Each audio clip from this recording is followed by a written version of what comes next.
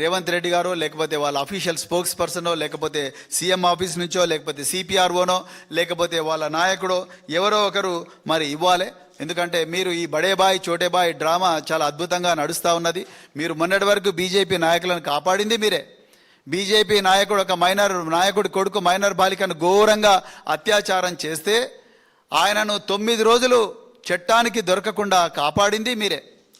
BJP నాయకుల మీద ఏం కేసులు జరగకుండా కాపాడింది మీరే. ఇప్పుడు లేటెస్ట్గా జనసేన ఎంపీ లింగమనేని రమేష్ కొడుకు ఓపెన్గా ఇదే దుర్గం చెరువు దగ్గర ఆస్టన్ మార్టిన్ కారులో వచ్చి యాక్సిడెంట్ చేసి ఒక 18 సంవత్సరాల అమ్మాయిని మరి యాక్సిడెంట్ చేసి చంపేస్తే అతన్ని అరెస్ట్ చేయకుండా ఆపింది మీరే. మరి ఇన్ని చేసుకుంటా మళ్ళీ సడన్గా ఇవ్వాలా మీ ఫోర్త్ సిటీకి యూనివర్సిటీలు రాలేదనే ఆక్రోశం అనేది మరి చేస్తున్నారు. ఇది కరెక్ట్ కాదు. మా అందరికీ మేము కళ్ళలో మరి ఏమంటారు, మేము కళ్ళు మూసుకొని లేము రేవంత్ రెడ్డి గారు. అందుకొరకు దయచేసి మీరు ఈ విషయాలను కూడా ప్రజలకు చెప్పాలని చెప్పి కోరుకుంటూ, మరి యూనివర్సిటీలను మీరు డెవలప్ చేయాలనుకుంటే ముందు ఉస్మానియా క్యాంపస్ కానీ మిగతా క్యాంపస్లు అన్నిటికీ కూడా ముందు డబ్బులు ఇవ్వండి.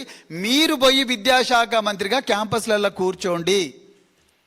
ఆకునూరి మురళీ కమిషన్ విచిత్రం ఏంటంటే ఈ Telangana education commission 2026 Akunuri Murali commission ఆయన రిపోర్ట్లో ఎక్కడ కూడా మీ హార్వర్డ్ పర్యటన, మీరు హార్వర్డ్లో చదువుకున్న విషయాన్ని, అక్కడ నేర్చుకున్న విషయాలను ఆయన ప్రస్తావించలేదు. నిజానికి మీరు హార్వర్డ్లో చదువుకున్న 1 వారానికి ఆయన ఖర్చు దాదాపు కోటి రూపాయలు. ఇక మీ దోస్తులు ఫహీం ఖురేషి, చామల, తర్వాత ఇంకా ఎవరు, రోహిన్ రెడ్డి, ఆ డక్కన్ సిమెంట్ను తుపాకి పట్టి బెదిరించిన రోహిన్ రెడ్డి, వీళ్ళందరి ఖర్చులు వేసుకుంటే 2-4-5 కోట్లు అయితే మళ్ళీ మీరు ప్రైవేట్ విమానాల్లో ఎక్కడెక్కడ పోయినరో ఏందో.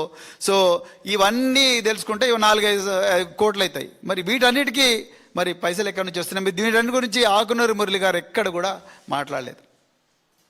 ఆయన విద్యాశాఖ కమిషన్లో చెప్పాలి. ఇంకోటి, ఫారిన్ యూనివర్సిటీలు మన ఇండియాకు రావాలంటే యూజీసీ అప్రూవల్ కావాలి.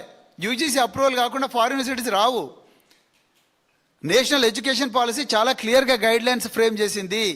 ఏ యూనివర్సిటీ రావాలన్నా కనీసం యూజీసీకి ముందు వాళ్ళు అప్లై చేసుకోవాలి.